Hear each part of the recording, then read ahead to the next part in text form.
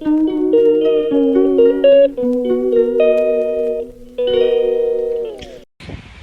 the Lord, everyone. Today is April 8, 2025, as I share my video journal for today.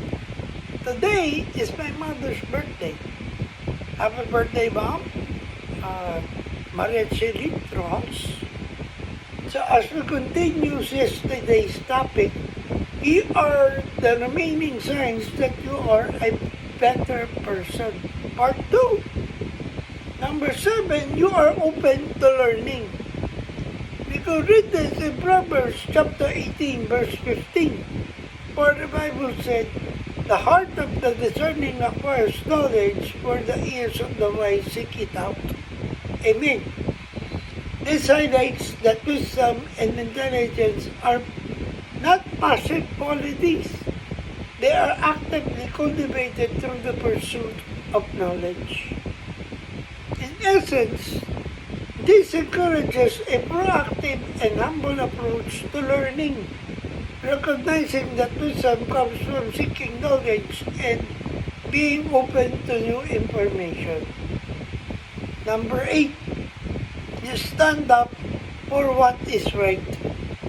We could read this in Galatians chapter 5, verse 1.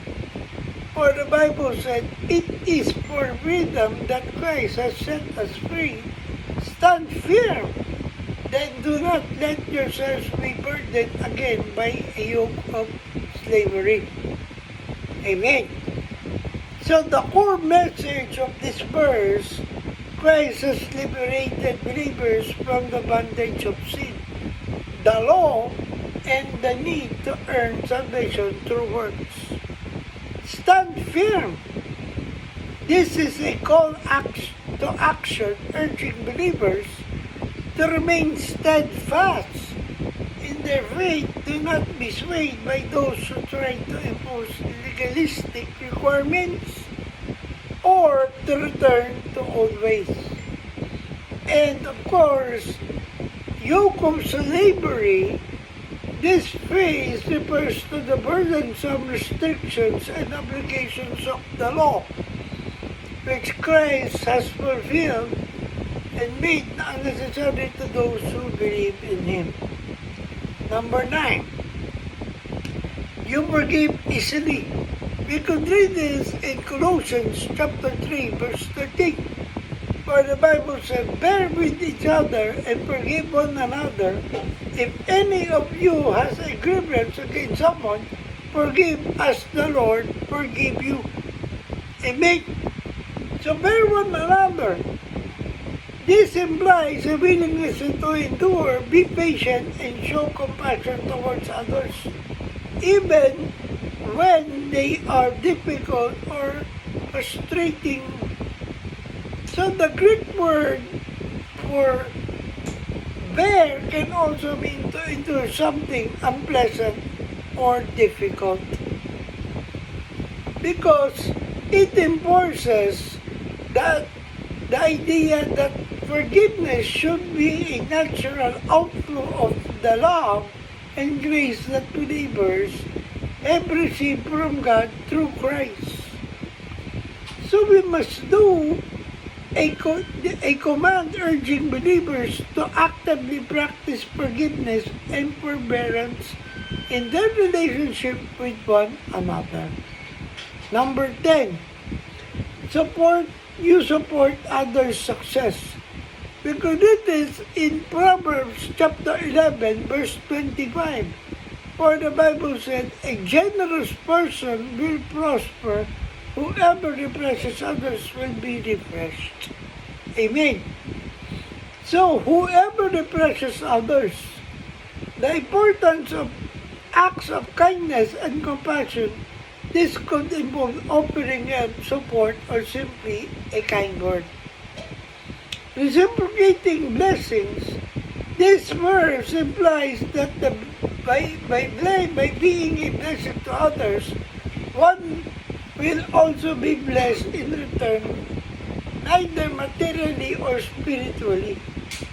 It encourages generosity by helping others, suggesting that those who uplift others will also experience blessing and prosperity. Number 11, you're patient with others. We could read this in Romans chapter 8, verse 25. For the Bible said, "But if we hope for what we do not yet have, we wait for it patiently." Amen. So a Christian's hope is rooted in faith rather than immediate experience. We hope for the things that are not yet present, like the redemption of our bodies for the second coming of Christ for eternal life. We wait patiently. It emphasizes the importance of patience in the Christian life.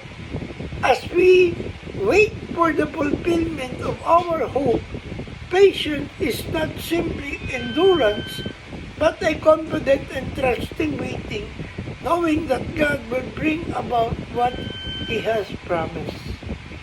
And number 12, you strive to be better. We could read this in Ecclesiastes chapter 9, verse 10. For the Bible said, "Whatever your hand finds to do, do it with all your might. For in the realm of the dead, where you are going, there is neither working, nor planning, nor knowledge, nor wisdom." Amen. So becoming a better version of ourselves is also the path of excellence. So, for going for the path of excellence, we must know yourself, your strengths and weaknesses. Set realistic goals to strive for.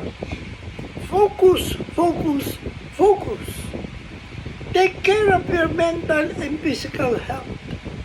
Become a sponge for knowledge. Be mindful of the company you keep. And of course, always follow through and follow up. So there you have it, the 12 signs of you, signs that you are a better person. Yeah, I hope I have inspired you with this video journal of mine. Remember, we are on a mission. Keep the fire burning, for we live to serve God. Stay safe and God bless everyone. Good morning.